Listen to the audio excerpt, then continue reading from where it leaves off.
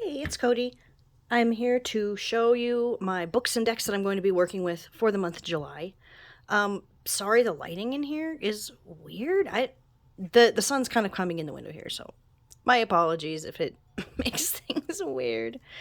Um, Also, I did want to address a weird issue that I've been having on the last two of the videos that I've put up. Is YouTube keeps disabling comments. Well, okay, not even necessarily disabling, but like turning them off. Um, so that's not me. I'm absolutely clicking that these videos are not for kids. Um, I have these to allow all comments. So I'm not really sure what's going on with that. I just have to keep every once in a while going back in and like manually turning the comments back on. So I don't know what is happening with that. If you have had that problem and fixed it, maybe let me know in the comments if they're fucking on. What you're doing to fix that, because it's fucked up and I don't appreciate it. Okay. Um, so we will start with books. The first book I want to show you, I have finished this, is You Are a Goddess by Sophie Bashford. Someone recommended this book to me. I think I mentioned this in another video. And said that it's like you sort of travel through like these temples of 9 different goddesses, and sort of, learn some like lessons, some little like works to do with them. I thought that sounded really cool. This book ultimately, I feel like this book didn't have really any information in it that I didn't already know about the goddesses. There's Isis, um, Kali Ma, there's pretty well-known goddesses. I guess I should have expected that. Um, but like if you're newer, if you don't know that much about goddesses, I feel like this book might be better. It is a little bit uh soul contracty, if you will. I don't know if you're into that kind of thing. Personally, I did not sign any contracts before I came here to planet Earth. I just fucking spontaneously arose, and things have been fucking wild since. But if you think that you've made some sort of soul contract or something, like it talks about like activation and shit in here, like okay, not it mentions like it uses that word, but it's not like really in the starseedy way. Oh my god, a cat's knocking shit off of a kiln over there in my room. Please ignore that. Um, so it's part of me was like, this book sounds interesting, but then I saw the cover and I was like, it wasn't as bad as I thought actually that it was going to be. If that makes any sense, I feel like it's actually not that bad. It was just it maybe is for people who haven't been around in, goddess, witchcraft, tarot kind of spaces for maybe as long as I have. Here is a book that really surprised me. This is House of Hollow by Crystal Sutherland. It's just fiction. Um, I was really surprised at how much I love this book. I got this book months and months ago. In fact, it was probably last year at this point. And it was one of those ones, if you've been to Barnes and Noble lately, you'll know that the people working at the registers, they have to like look at the books that you have, and depending on the genres that you've picked, they'll show you a couple books that are like 50% off or something that they think would go with it. I ended up getting this book at, I think it was like $4 or $5 in the US, and I was like, yeah, I could try that. It sat there. I ignored it. I thought it was young adult. I'm not sure if it is actually or not, but it was really cool. It was like this, it almost felt like dark fae sort of stuff, but there was actually no mention of fae. It was so creepy, and like someone had called it, I don't know if it was in one of these little praise for it or something, a slow burn horror, which I found out that I really like. I feel like I like horror books until you actually like see the monster, and then it just sucks. So this was really good. I think that I finished this in like a day and a half. Which for me is saying something because I usually don't get as much time to read as I would like. The last book that I finished last month. Oh my god, this is huge. This is The Bone Shard War by Andrea or Andrea. I don't know how you say it. Stewart. This is the third and final book of The Drowning Empire. I almost said Kingdom. I did like, what was wrong with this cover? I did like this series. I think the first one's called The Bone Shard Daughter. Yeah. The end pulled some shit that I was not, it wasn't my favorite thing. But you know, overall, it was pretty solid for like a fantasy series. And I did enjoy it. All right, so books that I am currently reading. The first one I want to talk about is A Walk Through the Forest of Souls, a tarot journey to spiritual awakening. This is by Rachel Pollack. So I was super excited for this book to come out. It finally came out. It was a gift from my husband and kids for Mother's Day, and I've actually been just working through it really slow. My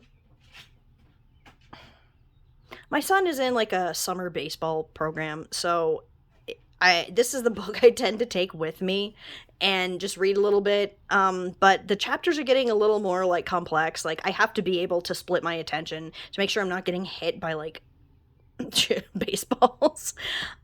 So it's been kind of hard with that. I will also say it kind of turned into something I'm not exactly sure that I thought it was going to be. So this does not like teach you tarot, right? It's not like tarot meanings. There's parts talking about, you know, readings done for others. There's a story of like Egyptian deities and gambling for the moon and things like that, and like places that people say the tarot may have come from, and like does it even fucking matter? And it's very very interesting. But then I had a chapter that I was perfectly fine with. It's like Jewish thoughts on the tarot. But then kind of every chapter after that, I glanced through them and they're all very much aligning the tarot with just the Kabbalah, things rabbis have said, quotes from the Bible. And while that's kind of interesting, I'm not that big like into finding out what major religions actually believe like from the Bible. I just that's not really something I'm into. And uh, I'm not always the biggest fan of like shoving other systems into the tarot. I mean, I know people do it, but it's not exactly the way that I read it. And I guess I thought that the biblical things and stuff would kind of go away, but it actually turns out I think it's actually more than half of the book. I'm at God's reading here.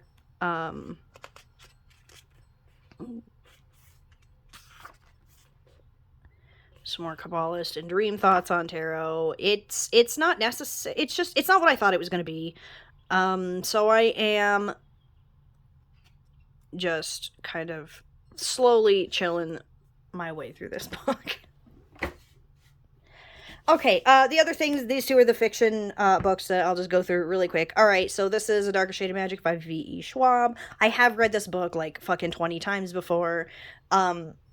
I am actually listening to the audiobook of this because there is a continuation series of like the Shades of Magic series called The Fragile Threads of Power, I believe, or maybe that's just the first book. I don't know, but it's coming out in September, and so I am listening to the audiobooks of these to be like prepared for it.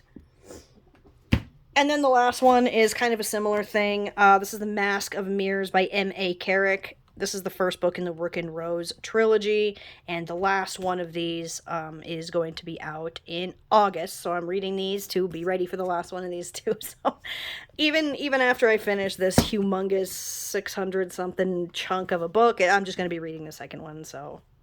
Alright, that's books out of the way. Alright, so the decks. I'll show you the ones you're not going to be surprised to see here first. Oh, wow. First up, this is the Lucid Dreams Tarot for beginners with keywords.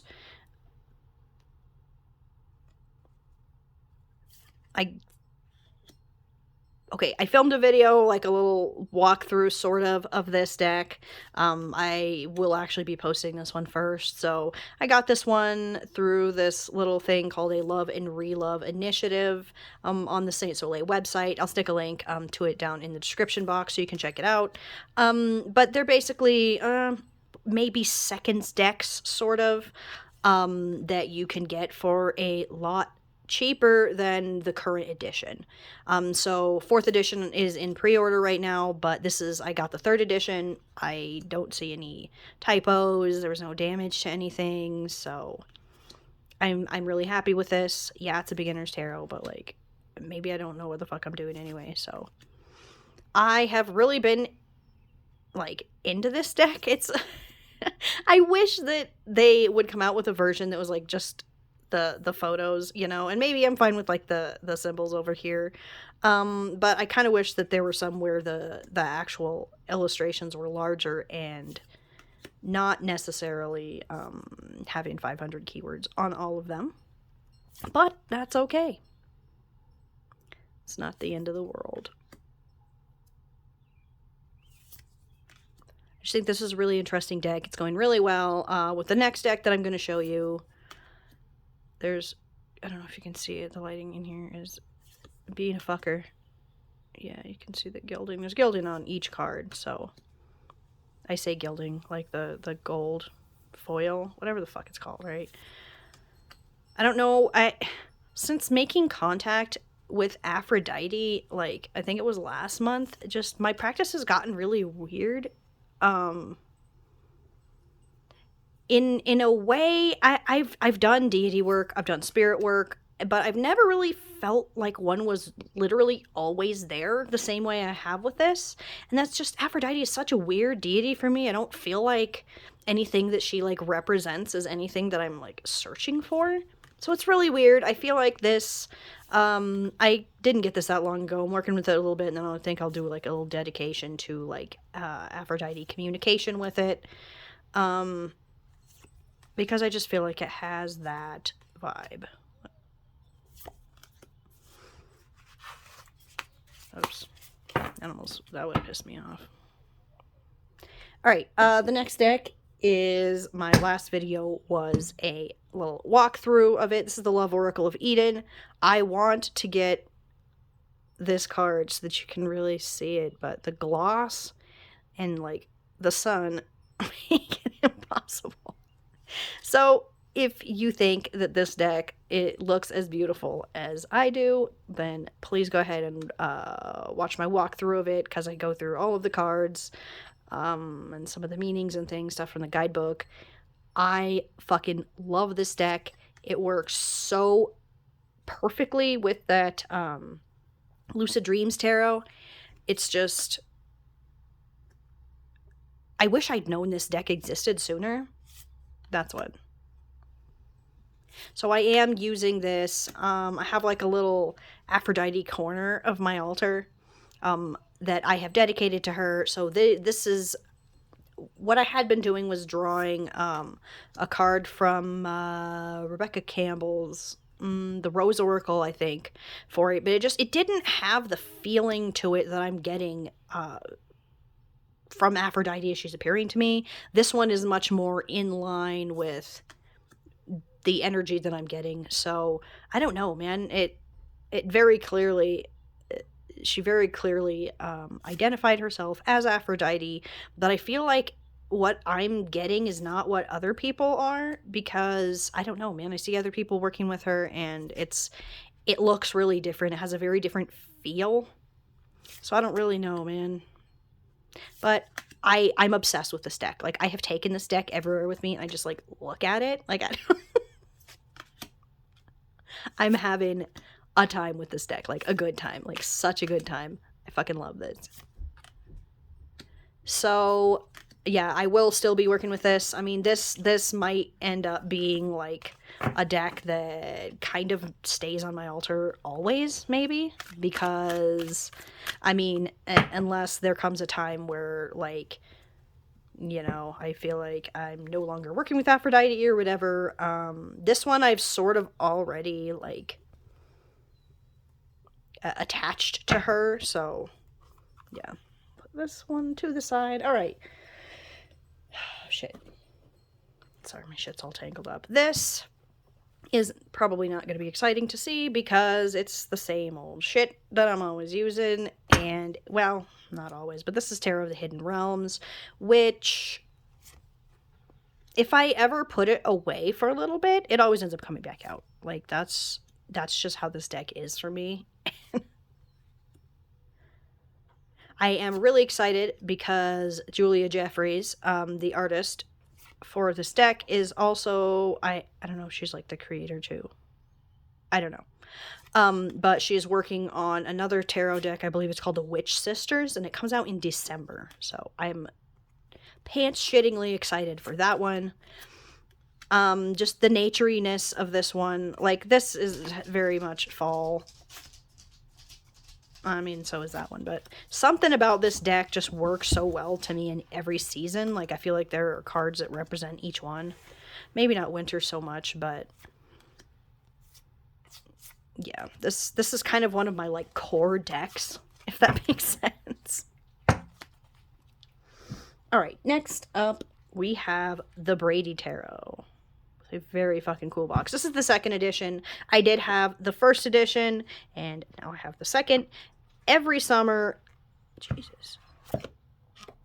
Every summer when it starts, like, really getting hot out, this deck comes out for me. That's just the way that it is. I don't know what about this deck screams, oh no, screams summer to me, but something does. The bright colors, just the liveliness of the animals.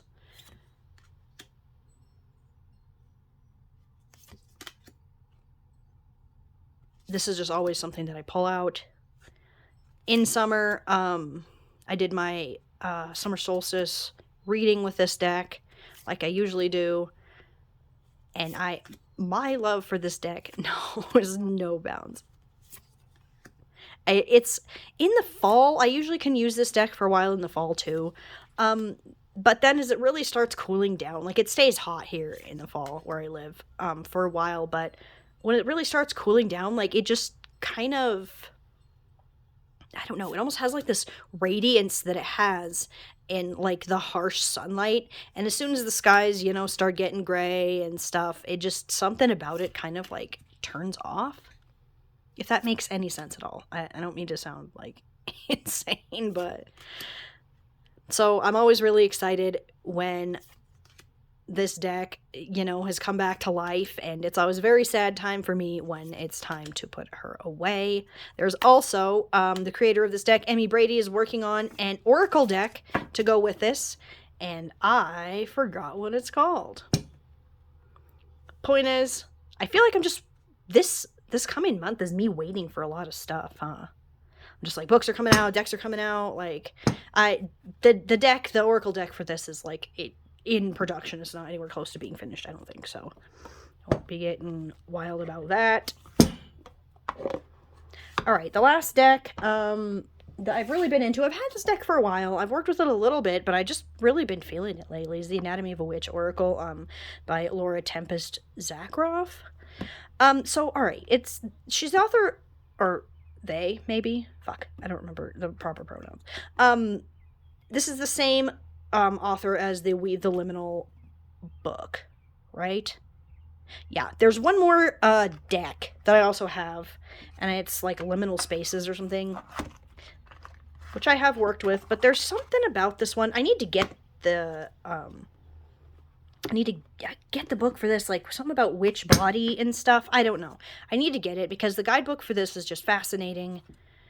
And like the book is sold separately. I think the book was actually out before the deck. It's not like there's a separate guidebook in the box here. It's not the same thing, but I do feel like it would give me a little more understanding of the cards. But that's not to say that I don't understand the cards from the guidebook. Does that make sense? Like,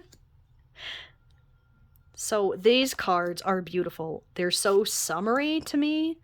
Just the sketchy lines, the colors. I love the decision to make the backgrounds like a parchmenty kind of look rather than stark white, because I hate that. This is one of those okay, well, all right, this is one of those decks that the first time you have to draw a card, you do need to look in the guidebook. It just doesn't really, I don't know, but once I have looked up a card in the guidebook, I remember it. I'm like, oh, okay, that makes perfect sense. So I have had to refer to it each time I've drawn a card. So I mean, if I stopped working with this deck for a while, yeah, I would probably have to dip back into the guidebook. Some decks that really pisses me off, but this one really doesn't. I think a lot of it has to do with how much I enjoy the guidebook that is with this Anatomy of a Witch Oracle. So it's not pissing me off. These are so witchy and good. Sorry, that's my best word for that.